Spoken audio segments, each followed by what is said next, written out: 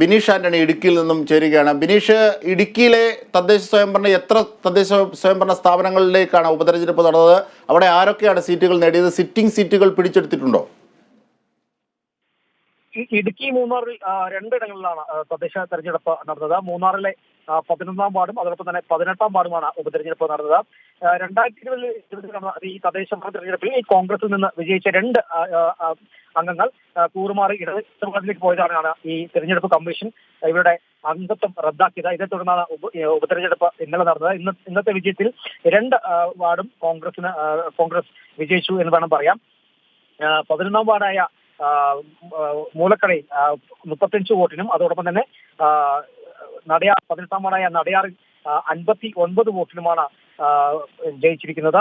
ഈ വോട്ട് നില എന്ന് പറയാൻ 11ാം വാർഡിൽ കോൺഗ്രസിന് ലഭിച്ചത് 262 വോട്ടും LDFിന് ലഭിച്ചത് 227 വോട്ടുമാണ്. BJPക്ക് 7 എന്നിങ്ങനെയാണ് ഇവിടെ ഉണ്ടായിരുന്ന വോട്ട് നില.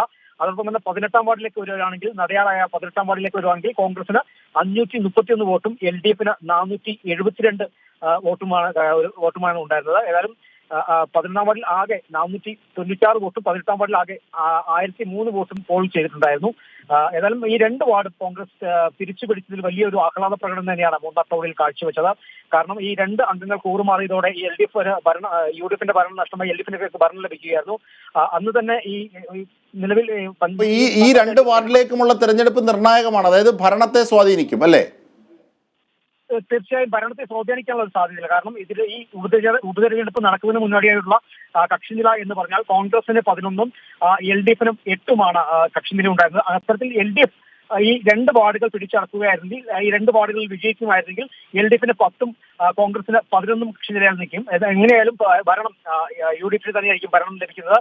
അല്ലെങ്കിൽ അത്തരത്തിൽ ഈ പഞ്ചായത്തിൽ മുൻപ് പോലെ തന്നെ കൂറുമാറ്റം, അത്തരത്തിലുള്ള ഈ രാഷ്ട്രീയ പ്രേരിതമായ കൂറുമാറ്റം എല്ലാം ഉണ്ടായാൽ തന്നെ അത്തരത്തിൽ ഒരു സംഭവം ഉണ്ടായാൽ മാത്രമായിരിക്കും LDFിന് ഈ പഞ്ചായത്ത് ഭരണം ലഭിക്കുക. ഏതായാലും ഇപ്പോഴുള്ള കക്ഷിനില എന്ന് പറയാൻ 11ഉം കോൺഗ്രസിനും 8 LDFിനുമാണ്. ഏതായാലും ഉപതെരഞ്ഞെടുപ്പിന് ശേഷം കക്ഷിനില UDFിന് 13ലേക്ക് എത്തും എന്നാണ് നമുക്ക് അറിയാൻ സാധിക്കുന്നത്.